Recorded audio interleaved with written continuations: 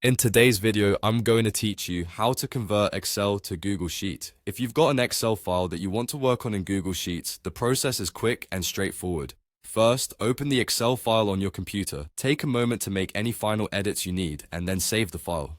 Saving ensures that the latest version, with all your changes, is the one you bring into Google Sheets. It's also a good idea to note where the file is saved so you can find it easily in a moment. Next, head over to Google Sheets in your web browser.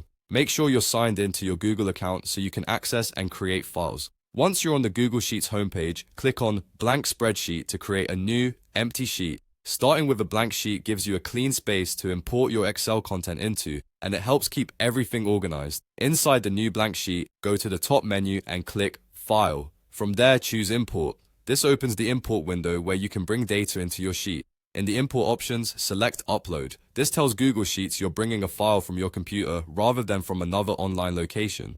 Now select the file from your computer that you saved earlier. Choose the correct Excel file and confirm your selection. You may see a brief upload indicator while your file is transferred. When you're ready, select OK to import the file. If you see any prompts about how to place the data, the default settings usually work well for most simple conversions. Once the import finishes, you should see your Excel data appear in Google Sheets. Take a moment to scroll through and check that your headers, numbers, dates, and basic formulas look right. Most standard formatting and formulas come through well. However, please note that some features or functionality may differ or be missing. Advanced Excel-specific tools, such as certain macros or specialized add-ins, might not behave the same way in Google Sheets. If something looks off, try simplifying the formatting or recreating complex features using Google Sheets' built-in functions, and that's it. You've successfully converted the Excel file to Google Sheets. From here, you can continue editing, collaborating, and sharing directly in your browser. Keeping the original Excel file as a backup is a smart move, especially if you need to reference it later.